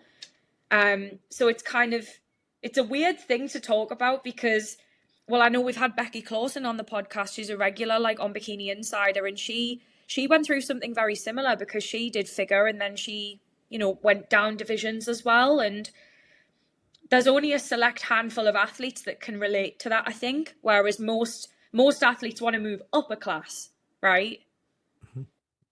Yeah, that makes sense. So the next question I wanted to ask is, what are you excited? This is from Angie Miranda, Fit Oh, Model Pro. Angie! What are you most excited about in this new journey? That's a great question. Most excited about, I would say, sculpting a physique that I love still. So I guess back to what I just said, but also the ability for me to get on stage and compete in a class where I don't feel like I'm going to be outsized by other people. And I guess the performance element, like really, this is a big challenge for me, you know, because I've not been on stage as a fit model athlete. So I know people have said like bikini girls are almost like at a disadvantage. I would agree with that. It's very new for me. You know, some of the other fit model pros, like they've already done it. They've already done like the 10-second posing routine, and they've worn the new suit cuts and all these different things. And that's so new for me. Like my last show was bikini. It was like, you know, a minute long posing routine and the crystal suits and all those things. And also like peaking a physique where I'm trying to look as full and as big as possible to fit the criteria on my frame. So I suppose it's there's a lot of things I'm looking forward to, but really, I always love show day. Show day for me, it's like a culmination of all the hard work, but they're very special moments that I know I will keep here in my heart, like long after it's all said and done. And like even for us just talking here, John, about like all the amazing show experiences that I've had, I know that there will be more to come in Fit Model as well. So that's something that I love so much about this. Yeah. No, that's really good. I'm happy you went back to like, well, going into the whole thing, but listen, I think you're going to have an awesome Fit Model suit. I don't know what, I think you're going to pick either black, pink, or red. I definitely think that one of them would Okay, look great on you. interesting. I'm looking at you. I could look at someone. I'm like, that color would look good on her. You And a really good, think and a black? metallic one. Yeah. Didn't you have a black suit before? Well, it's just my posing suit. It's not like the hologram one. So I typically wear black for my posing suit, like to practice. But I have been thinking about which color I'm gonna wear because obviously, when it's bikini, sometimes you can choose like a base fabric and then the Yeah. crystals can completely change the color of the suit. Whereas now we don't have that for Fit Model. It's like you choose the fabric and that's what it'll be on stage. So I have been looking at some fabric swatches and trying to decide. But I mean, I love pink. It's on my nails, so pink's my favorite color. Yeah, I could definitely see you doing that, and it works well with your darker hair. It contrasts with your hair and your tan as well. Yeah, yeah. So next question was, let's see. Rachel asks, will you try to aim for a show during post-qualification period in the fall or post-Olympia? So this is something, so pretty much something in September or, later in the year, like after post-Olympia is late September. So something after August or something after September. So at the moment, my rough plan of attack is to do a show in summer. I'd love to just be a part of like the first qualification opportunity. Um, and yeah, I've eyed up a few shows. I'm actually dieting right now with a look to compete soon, like, in a few months. Now we do have a UK pro show, but that's not until after the Olympia. That will be in October. So I would love to do that because, like I said, I love to support UK bodybuilding. So if everything aligns and things go well, then that's kind of like my rough idea. But of course, for me right now, I have no idea what my feedback is going to be. Like, for example, if I get on stage in the summer and I get told, you're too big for Fit Model, you don't fit this criteria, then what's the point in me doing another show? Do you know what I mean? It's one of those, I have to kind of see where I land and then I guess just go from there. Yeah. I mean, I was looking at the girl that's actually going to be competing in Taiwan this week, and Ariam, she was a bikini Olympian, and now she took sixth place at the Fit Model Japan, and I look at her, I'm like, I'm going to show you what I'm talking about. Let's see. She looks incredible. Was she in like the aqua suit? Yes. I know exactly who you mean because I saw her physique and I thought it kind of, you can kind of see the extra bit of muscle that she's got, but to me it's not too much. She looks great. I think What do a you teal. think? I think she looks amazing, but I think she could use like a darker color, like a teal versus like this like icy blue. Yeah, yeah. The But stage presence is beautiful as well. Like you can kind of just tell that she's super confident, and obviously that's a big element of what makes for a successful Fit Model athlete at this level. You've got to really bring that wow factor. You have to have it in bikini, but I think in Fit Model even more so. yeah.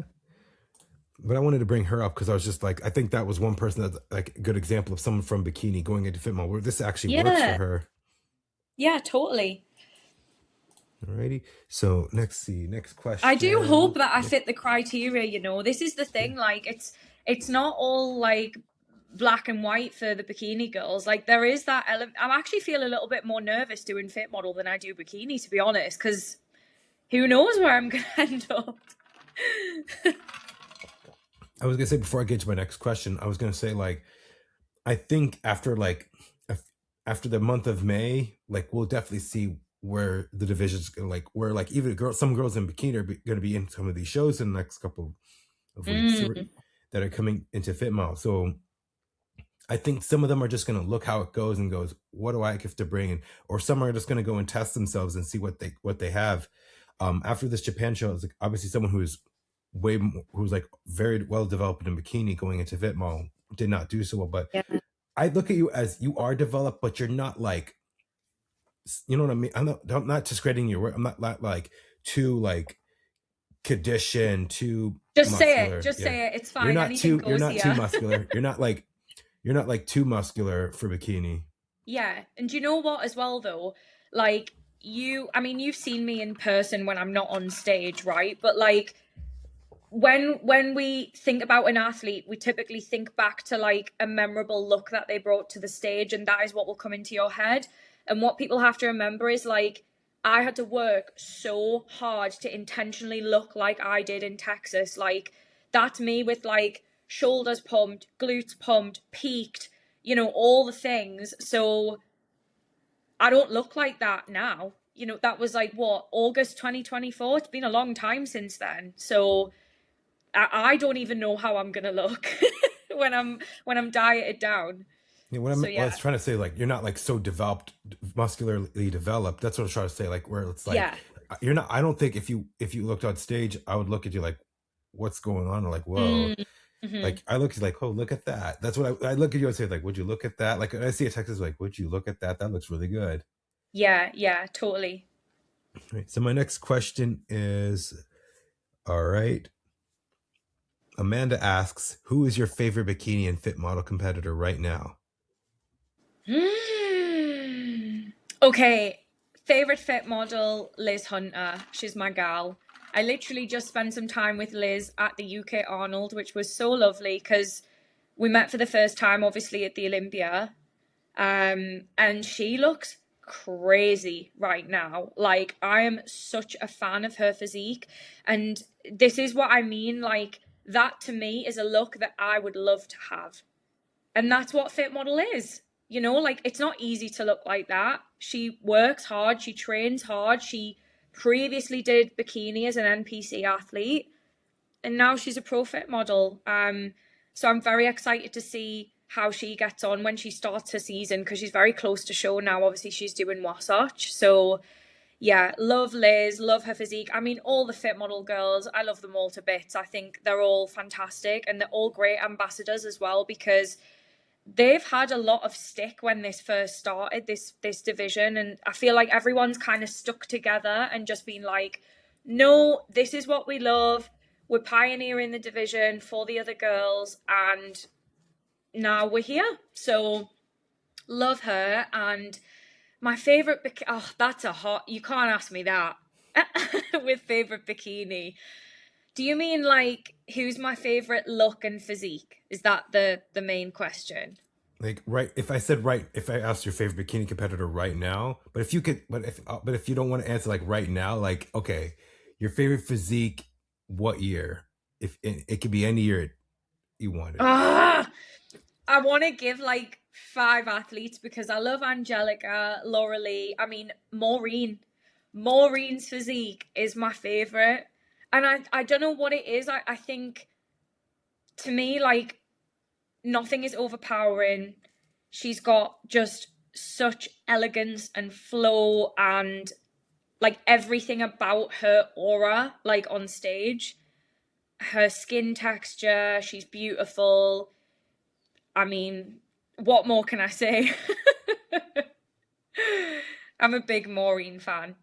Okay, I guess you guys could relate because you have like almost similar, like the hair, the height, that kind of. You Yeah. look at you. That's the thing. We look at the physique. We look at as attainable and like we can relate to, and I think that's why people like that's why I think, classic men's physique, bikini, fit model are more relatable, because people are like, "Ooh, I could look like that," or "I like that Yeah. look."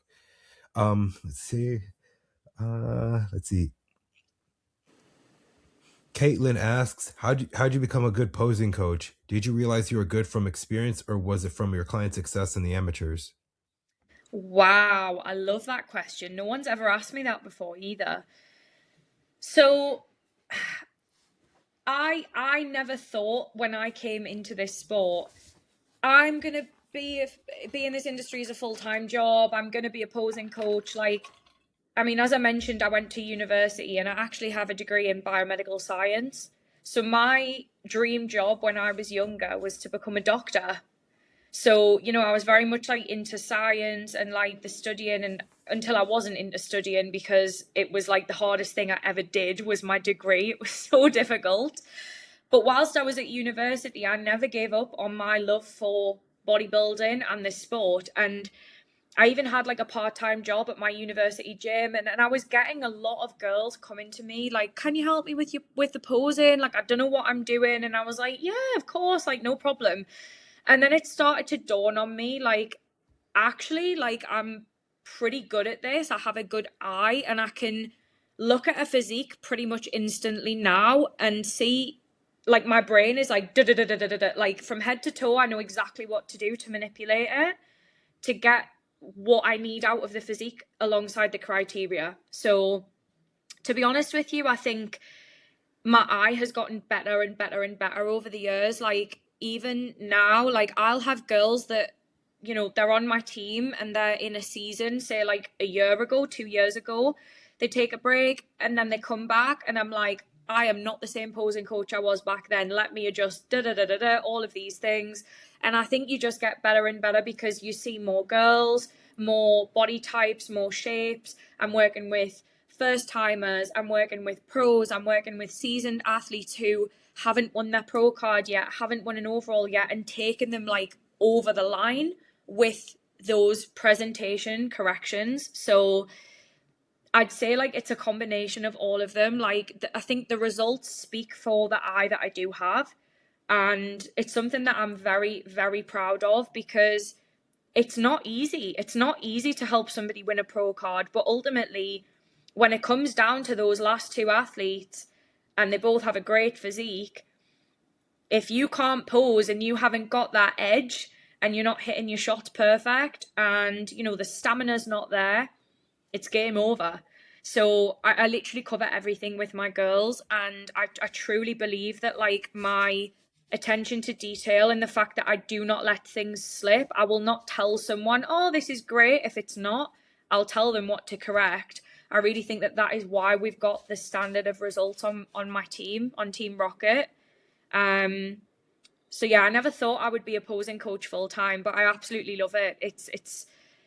It is my passion for bodybuilding as well, but also helping people and seeing girls finally achieve their goals in the sport. No, that's really good. And actually, this goes into another question that you kind of touched on this briefly. The next question someone asks, Courtney asks, how did you support yourself when you started beginning? What was your job, career, education like before you even got into bikini? So yeah, like I mentioned, when I was at university, I was studying biomedical science, which was it's a really, really hard course to do because a lot of people that do that specific subject want to go into medicine or dentistry. It's a very competitive course in the UK because out of all of the medical schools, even to get into medical school, they don't have as many spaces as they do applicants. So typically if people don't get their offer accepted, then they'll go do biomed. So, a lot of that, it took up a lot of my time, and it was a really stressful few years actually. And I feel like it wasn't until I graduated that I really came into my own in the sport as an athlete, but also as a business owner. But when I was studying, I had so many different part-time jobs. Like, I worked at my university gym. I used to do a bit of lifestyle coaching on the side.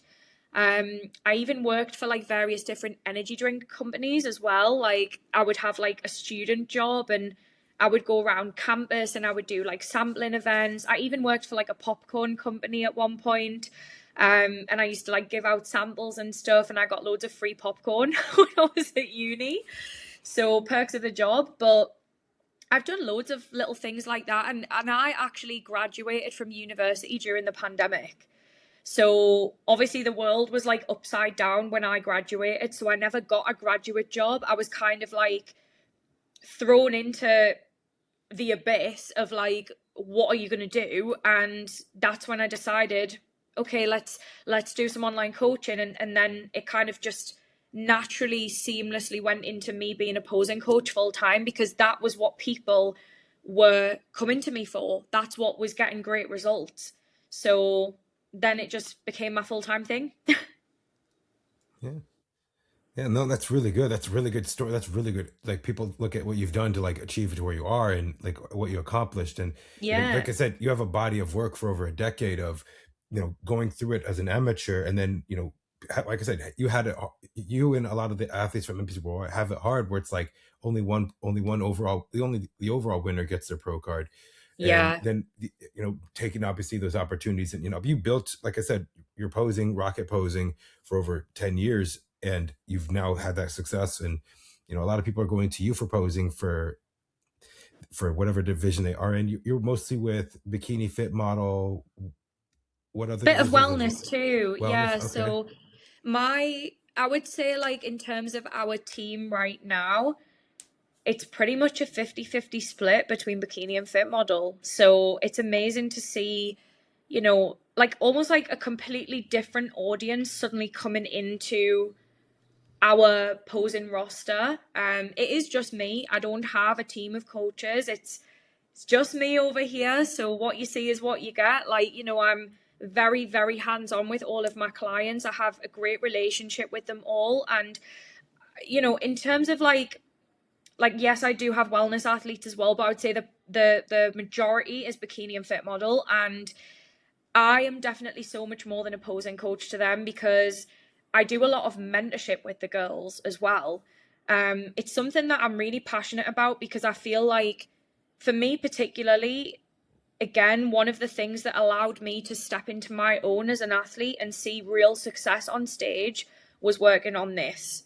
So, outside of classes and check-ins and our community, I do a lot of mentorship calls with my clients. And, we'll have like 15 girls in the call. It's amazing. Like, they get to ask questions, share their experiences with one another.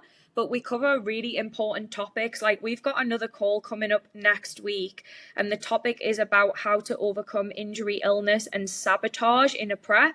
And it's things like that that sometimes maybe we don't discuss enough with our athletes, whether it's an online coach, posing coach, because they all tie in together, really. Like, how you are in here is going to affect how you execute your training, cardio, diet, but it's also going to affect how you present yourself on stage as well. Because if that's not in the game, how can you fake it? How can you put it on?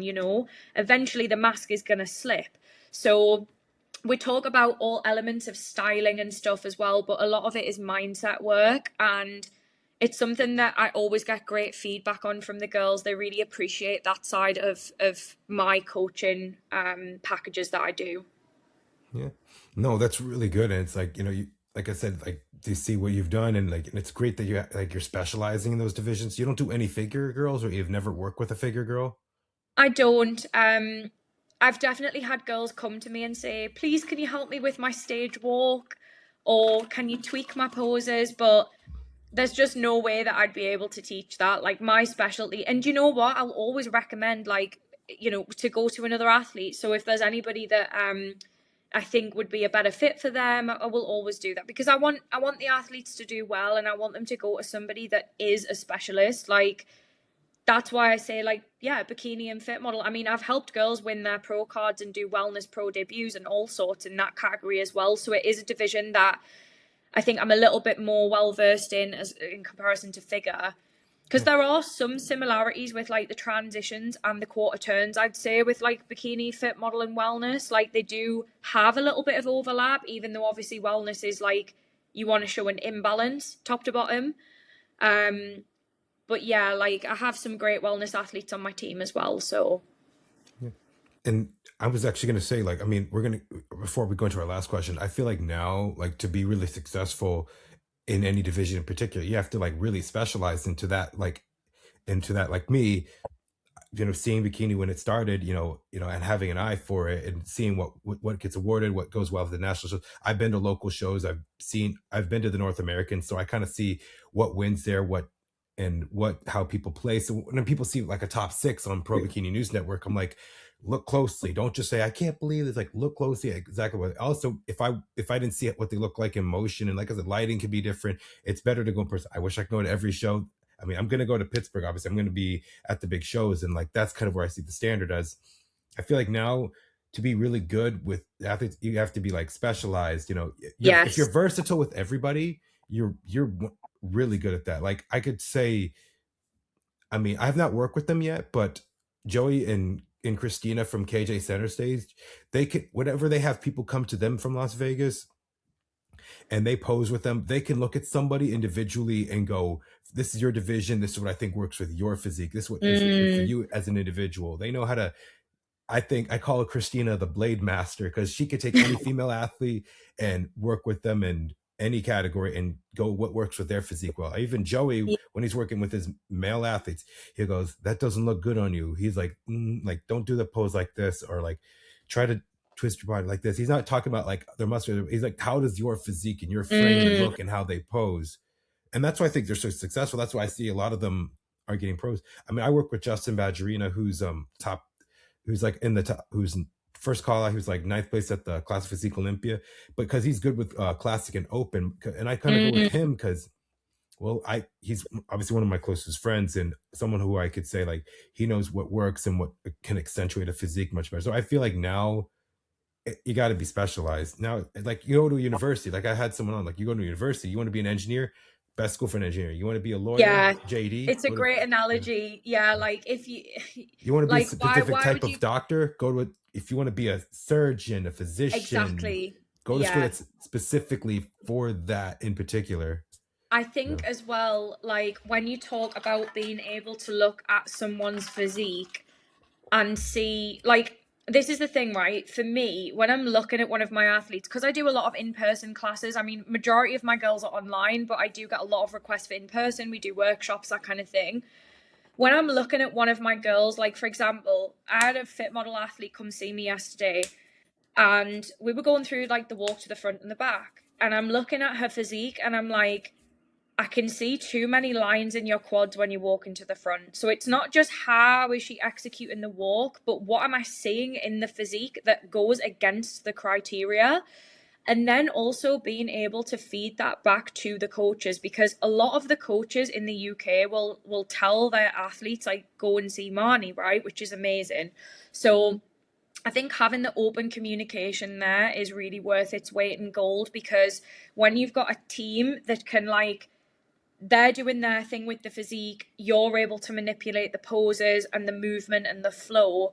Once that comes together, it's like that's the perfect recipe. And in order to be able to do that, you have to have 2 people there or 1 person there that knows the criteria inside out, back to front. Like, what are the judges going to flag up if an athlete's walking to the back and they see something that they don't want to see? Like, what is that, and how would that translate to the criteria? So yeah, it's not just, yeah, walk like this and turn like that. It's so detailed and intricate that, like, I take great pride in my work and my attention to detail, because there's a lot of posing coaches that don't really know what they're looking at, I'll be honest. And I think, yeah, like I say, that's where we've had such good results. So All right. So I'll add, let's see, one of the last questions was you got the privilege to do seminars with legends in our sport. Who was someone that you've learned a lot from, and what event was your favorite? my favorite, oh, it's so difficult. Let me think. Don't want to give a quick answer. The one that really sticks out in my head is probably when I did the Q&A panel with Phil, Heath and Ryan. I know I mentioned it already. And of course, we did like the NPC Worldwide seminar in February just gone. And I was one of the hosts, and that was a really long day. I was on stage for like 6 hours asking a lot of the athletes questions. So there was a lot that came out of that. And, I got to chat with like Michelle Mensah, and Samson was there. And then we had like Niall Darwin and Kerry and like everybody. And then, of course, I've interviewed a lot of people on the podcast as well. But I think the thing that really stands out in my mind was obviously being on stage with Phil Heath. And I've known Ryan for a long time as well. And like, he's such an incredible athlete and ambassador, but it's Phil Heath. Do you know what I mean? Like, Phil Heath is just, it was just incredible. And he really did give me the time of day as well, which was so special because, I mean, I had only just won my pro card. Obviously, he won't know who I am and things like that. And he is someone that I think is very, very inspirational, especially like, since not competing anymore and the things that he's gone on to do. He's into his motivational speaking and things like that now. So that's got to be a standout moment for me. I was so nervous, sat on the couch next to him on stage, like my knee was shaking and it was like uncontrollable. And that was actually at the British finals that we had in the UK in 2023. So I had won my pro card in April, and by September I was on stage because Gymshark had sponsored the show, and they were like, yeah, do you want to do a panel talk? I was like, surely not. Like, why would I be on stage with them? But I will remember that honestly for the rest of my life. And there's some pictures on my Instagram of it. If you were to scroll right down the feed, you could probably find one somewhere. I think I can find it. Just unbelievable. I still can't believe it happened. It's almost like a dream. Like, was that real? Yeah, I mean, listen, meeting Phil, I'll tell you this, like, and I got to see his journey and like see when he won his first Olympia, and to like he came into the time where it's like when social media and stuff was giving him backlash, and I'm just like, not, and I've learned, and even Jeremy Buendia, who is a 4-time champion, I've learned something from them, even with how dominant and how successful they were on the Olympic stage. It was like when you start becoming successful, not everyone's happy to see you succeed. They want to bring you down, and you have Yes. to be that level-headed person. I wanted to ask Phil this, if I could ask Phil any question that I kind of missed asking, was, of all the places you could live in the world, why Colorado? What, like, here we go. Because I'm like thinking you could be in Vegas, you could be in Florida, but like Yeah. Colorado, it's cold, it's snowy. He's like, well, he had a 24/7 access gym. He can go. He has his own assigned parking at the Armburst gym. So That's cool. well, that's There cool. you go. You found it. Yeah. That is so cool. I promise it's not photoshopped. Like, it's an actual real picture of me sat next to Phil Heath on No, this stage. is real. This is real. Yeah. So cool. But no, I would even like, we'll talk about like, oh, that's, yeah, here we go. Look how happy you were. I know. I was so nervous. Yeah, but that's Great cool. memories. And there's And Ryan. there's Ryan, yeah. And Brian is such a great ambassador for the sport. Great representation of not just what it means to be a champion, but just how he is as a person, a father, a husband. I think, growing up seeing how he is, I sound like so old, like, man, I grew up with this guy. Like, I grew up seeing him to where he is. But he's honestly such a great role model. I know that like the men's physique guys, and I've said this, they act like little middle schoolers, and they kind of like talk. They do. And like, what are we fighting about? What are we arguing about? And it's like, I'm gonna beat you. And then it's like they can start taking. He's very like. I noticed at the press conference, he was just the most level-headed person. He's just like, you can talk, you could say that, like, you're gonna try to make me retire. You're not gonna make me retire. It's like, I decide I when I leave. respect it. Yeah. Yeah. But I'm like, he has to think, he has a kid. He doesn't want to like make himself look bad with his family and everything. So that's one thing I respect. Yeah. Even Aaron, he's a father of 3, and he turned pro. He turned pro in his early 30s. He won his first Olympia, I think, at 34 years old. Yeah. But one thing I remembered was like his kids were like saying, "My dad is awesome. Like, my dad did that." Oh.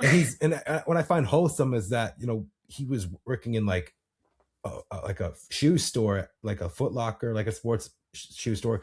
And then when he had the opportunities he got, getting second in his class at USA's and winning the Arnold and the Olympia, then he's out with his kids, he's running with them, he's like playing football. He's like, I'm gonna make you look like I worked hard so that you're gonna look good. I'm gonna get you the nice helmet, nice uniform. And he starts throwing, he starts teaching his sons drill. I'm like, man, that means more than just, I mean, yes, you're the cream of the crop. Your lowest placing is fourth at the Olympia. That was his lowest placing ever. His first in any pro show, he's always like top, either first or second. And I think one show, I think when he was a rookie, he was third. And his first Olympia, he took second. But I look at him like what he has done and what he's being as a role model, just for like people, like kids. Like one kid ends up like, "Hey, Aaron," like, did you do well in your math course? He actually reminded that kid, did you do well in your math course? Like, I did. It's like, here's my report card. It's like, I'm not your dad, but I'm proud of you that you decided to, change, to go back and do well in school. So Yeah, yeah. that's what I feel like means a lot more. It's not just, having the great physique, being a great athlete, but just who they were. And, Phil has gone through it. Phil went through it and all the stages. And, even towards the end, like and I honestly think he's probably one of the like the more smarter bodybuilders. I'm not saying all the bodybuilders are like, he was smart. He was good with like talking about form. He was good with like how he exercised. Like, you wonder why he would look good. I'm like, I even told Phil, like, why don't people talk about how you trained and how you did things? Because when I see how you do things, you're doing things very technical and like with intent. And I said, I don't think I've seen you do more than 30 pounds. Like, I did 40 like on dumbbell curls. Like, I did 40. I'm like, but you did good for it. You were like throwing it out. And, just how he was, coming up and how he had the success and what he is doing now after, and how he is just traveling around, going to events, representing who he's with. I Yeah. think that means you know, everyone will talk about Ronnie and Jay because they see videos and of like, yeah, buddy, and them training and all the memes and stuff. But like, they don't. I'm like, they never talk about Phil. They never Yeah. talk about Dexter. They never talk. They don't know any of the guys. They just know who, like, what's recognized on social media. But when I sometimes have a person talk, when I talk about Phil Heath, I'm like, sit down. I'm gonna tell you the story about Phil the Gift Heath. I love I even that. told Phil this. I'm like, I will tell kids now, sit down. I'm gonna tell you a story. That's what I tell people even now when they talk about like Yeah. our former bikini champions, like I talk about Courtney, when I talk about like 10 Yes. years ago, I'm like, they Iconic. paved the way for us. Where they are, these girls, these women, these people, they brought us into the sport. I have Yeah. Arnold Schwarzenegger in my I back, see. I Yeah. love that. Yeah. You're Should I so put this right though. kid? Like it was Courtney King that changed the bikini front pose to what it is today. Yeah. Like these women, like they absolutely did pave the way. You're so right. And why I think I had the Pro Bikini News Network was not just, to highlight shows, recap it, talk about them, but I also like to learn about you and athletes. It was crazy to me when I bring on these younger kids, like, they don't, or if like anybody as a gym goer and stuff, or they're getting into bikini, they see Courtney King as Chris Bumstead's wife. Like, that's it. I'm like, excuse me. I'm like, no, I'm not trying to be I so know. sensitive. Like, I'm like, no, she's not just as, It not just her. annoys me so It's much like when she people won the say Olympia that. 10 years ago. It's like, you're a liar. I'm like, I'm a liar. It's like, and then they'd say, I don't like Ashley. It's like, guess who beat Ashley? Courtney did. It's like, you're lying. And like, oh, really? And like, this is what Courtney looked like in 2016. And they start laughing when they see her back. I was like, what kind of back pose is that? What kind of posing is like, that was different. That's 10 years ago. Look who we are Yeah. now. Do you And know I'm what like, though, right? This is one of the reasons why I really, really wanted to be part of Fit Model. Because I've said to people, like, when we reminisce on like the OG bikini days, like yeah, soon, in a few years' time, people will reminisce on the OG Fit Model days. It'll be the yes. same. And like that opportunity does not come around often. Let's be honest. I have my episode with Stacey Alexander. Man, we were like talking about Jamie Baird. We were talking about Yeah. Diana Dahlgren, Sonia, Nicole, Natalia, and I was like, and I when I had Stacey on, I was like, you went from fourth callouts in 2012. 1 year later, you defeated the Miss Olympia and the Arnold Classic champion. You defeated Natalia and India Paulino. I mean, India, I was like, what she had accomplished. I mean, I don't know if she is going to compete again, but I look at what they've done and what they like. India brought Marine. She inspired Marine. Len Keisha. Yeah, Marine had a yellow suit because of India. I know, I know. Oh, And it's I just told brilliant. Marine, and Marine DM'd me back. I was like, I told her like the other day, it's like, in my post from 2016, I just realized I realized you did turn pro 2016 in San Marino, but like I couldn't seem to find any photos of your of you turning pro that year. I was like, I found something with Issa after going down, and I found something with Laura Lee, but I couldn't seem to find you. Like, did they not have any coverage of it? It's like, oh, I have some photos from the show, and she sent them to me. I was like, oh, okay. So next time I Oh do it, wow, if I do a throwback post, it's gonna be with our love people who that. are our champions who are still active when they were amateurs to like what they are now. Because Laura Lee, Issa, and Marine turned pro all in 2016. Wow. Okay. So, Nice. but my last thing before we go was this this person asks, how is training different from bikini to now fit model for you? I've been asked this so many times, like at the UK Arnold when I was kind of going around the expo. So it's very different, very, very different. And my joints are happy because I'm not getting under crazy amounts of weight on a leg press and things like that. So at the moment, my training is literally like 2 times a week. That's all. And the great thing is that when I retired from Pro Bikini, I was in a place where I felt like not only did I not want to grow any more tissue, but also the demands of being a pro athlete was starting to override the other areas of my life. And we do get to that point in bodybuilding because it is an extreme, right? You know, like we have to put the hours in. But the thing that's great about Fit Model is the fact that like I'm still going to be able to step on stage and do something that I love. But now I have gained back so much time in my week where I am not at the gym, and I'm able to put that into my posing clients. So I'm helping even more people now than I was before. So yeah, twice a week I'm in the gym. I was literally training glutes yesterday and I am so sore because I'm not training the same as I was. I'm doing a lot lighter weights in the gym and a lot more reps. So it's like high volume stuff. Getting a lot of blood to the muscle. I'm still doing like 2 sets there or thereabouts per exercise, but it's a lot of upper outer glute work. So abductions, like cables, seated, all that kind of thing. I'm still doing like the glute drive, the hip thrusts, a little bit of RDL, but obviously I need to make sure that I do not, I mean, I'm probably not going to grow any muscle doing that because I'm training at like a maintenance level. But I have noticed that my physique is very responsive to it. Like, again, because it's a different stimulus now, I've got really bad DOMs, whereas before, you know, I wasn't like having as much recovery time and things. So I feel like the sessions that I am doing are pretty harsh. Like afterwards, I am having to recover even though it's lightweight.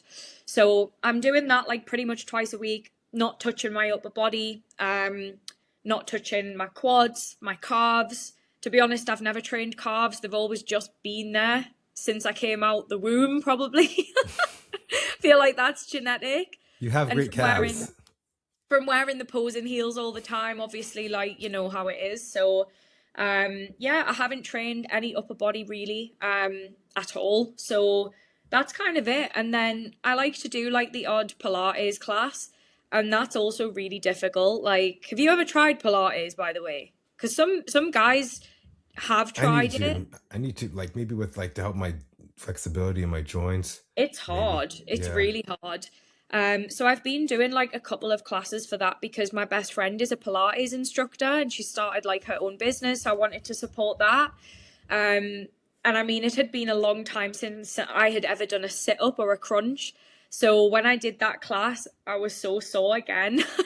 So it's a good job I've got all those rest days in my week. But the biggest thing I'd say outside of the training is obviously like in terms of my nutrition, I'm pretty much on like back to back to back rest day food now because I'm not in the gym. So I am eating less food. But I'm still doing like as much cardio as I would be if I was in prep for a bikini show, to be honest. Like I'm doing like 30, 40 minutes a day at the moment because we want to try and like put our foot down on the gas a bit. So yeah, like that's it really in regards to training. And I mean, obviously that could change depending on like how I look in a few weeks. But I don't think that I really need to do any upper body. And from what I've heard of some of the other fit model girls, they've also had to scale back on their training a little bit because they maybe do have like, a decent amount of glute density. So you kind of don't want to do too much to not fit the criteria anymore. Yeah. No, that's really good. And I definitely think that like you're finding what works well for you and like trying to obviously, go into fitting in the criteria while, growing a bit at the same time, not like where like you're trying to be so developed, but like just the right amount to where it's like you have that like, great like softness, great muscle maturity. And I definitely think you're going to do very well at it. And you have amazing posing. The presentation, I definitely think so you could do 10 seconds routines very easily. So you know, Yeah. get to the point front back, bring out your personality and then 10 seconds sign off. But Yeah. listen, Marnie, I wanted to before we go, I wanted you to give a shout out to anybody and thanks and where people can find you and work with you at. Oh, that's amazing. Yeah. So I guess I just want to say thank you to you, firstly, for inviting me on. I've absolutely loved this conversation because, as I mentioned at the start, I'm usually interviewing someone else. So it's been really nice for us to talk about like all things bodybuilding, all things like old school bikini, and I guess a bit of my journey as well. But yeah, I just want to say thank you to like everybody that supported my journey and also supported my decision to move into fit model because, I guess it's one of those where like there's two camps of people. There's one camp that thinks that I should have not given up on bikini, but then there's the other camp of girls that think that I would fit this class great. So I guess we'll see what happens. I also want to say thank you to all of my amazing posing clients who trust me with such an important job. And if there's anybody that's listening that, is interested on being part of Team Rocket, we do have an Instagram page which we post all of our team results on. So it's just at Rocket Posing. It is linked in my Instagram bio. And I mean, you can see on there how incredible the girls look. They do me so proud. And I'm sure we've got more overall wins and pro cards coming this year. So go check that out if you want to see how the girls are doing. And I also want to just say thank you to, I guess, BTS as well, and Suki and Kerry for always supporting me and also giving me more of a platform. And also my coach, Jake, who has been with me since I won my pro card. Well, before I won my pro card. He is so passionate about what he does, and I feel like I am his only client most of the time. He just doesn't skip a beat, and we've been on such a journey together. Like, he really scooped me up and took me under his wing, and we won our IFBB Pro card. And then now obviously things are changing and the protocols are changing, like the training is changing and everything, but I'm excited for this new chapter. And obviously I also want to say thank you to like the IFBB Pro League as well, because would you believe this, John, when me and Kerry introduced the NPC Worldwide Seminar, we were giving a shout out to everybody, like the sponsors and all the athletes, and I forgot to shout out the IFBB Pro League, which is like the number one thing that I want to say thank you to. So No, I no, it's cannot okay. forget. I cannot forget, because without them creating the fit model division, that would have been me done completely. So it's incredible that I'm still able to throw my name into the ring, I suppose, and give this a try. And just to be able to do something that I love and obviously create a successful posing business, and none of that would be possible without the IFBB. So I'm very, very grateful, and I'm so excited for what this year has to bring. All right. So, guys, you can find Marnie at Marnie Fit, and her posing and her coach. Is it just posing coaching? Not Just like posing, yeah. just posing. Posing Is and mentorship, yes. you posing and mentorship is Rocket Posing, TLF apparel. Use Yeah, code TLS. TLF Marnie. Everybody, Yes, use thanks. your code. Shameless Help plug. support her. Not an ad. Shameless plug. Well, listen, I wanted to say thank you for coming on. I appreciate your time. I know we went. I know we're kind of at almost near the 2 hour mark, but I just wanted to say thank you for coming on, Marty, and sharing your journey. And I definitely think that whatever you do, you're going to be successful at. You put your mind, like I said at the beginning, like you wanted to be, you wanted something, and you were like passionate about that. Became like I want to do something in this. Like this is now becoming a passion of mine, and hopefully it starts to take over. And that's what I'm going to be doing is, not just doing this with Pro Bikini News Network, Greater Than Ever podcast, but also, my journey and inspiration to other people. I think that means more, that the success comes later when you've done that, like the work and everything. That's what I feel it means more. And like I said, your 10 years of this does not go unnoticed. Your 10 years of, and what you've brought and what you've accomplished and the sacrifices and everything that you've put up with, that does not go unnoticed. You're someone who I feel like is a great ambassador from outside the US and in Europe and in the UK. And honestly, there are so many great athletes. And I remembered when Phoebe was starting, I found her on YouTube. I thought, I haven't heard of a British athlete since Dorian Yates, and she was my age, and it was relatable. And that was something that I feel like people they could relate to you in your journey, and in someone who is, I don't want to say like top, like not someone who's not top tier, but someone who worked their way to be top tier. I look at Ashlyn, who just won the Arnold UK. This is Yeah, 10 years of this. This is I 10 know. years. Can you believe most people are within 1 to 2 years in the running to win? It took her 10 years. She went through it. And I think Yeah, people who went through it have it like where it's like that's more of a journey. That's more something people could talk with versus someone within a short time frame that you had it. yes. But that's why I feel like you had the success because you know what it's like, and it's very relatable. But Marnie, I wanted to say thank you for coming on. I'm looking forward to another episode. I would love to bring you back on again ever in the future as well. Yeah, absolutely. I mean, like I said, I love having these conversations. I know I'm a talker. I can talk and talk and talk for England, but it's great to talk about something that we are both very passionate about, and hopefully someone takes something from listening to me ramble today. Yeah. Well, once again, I thank you for your time. And you take care, all right? Yeah, you too. All right. Take care, Marnie. Bye.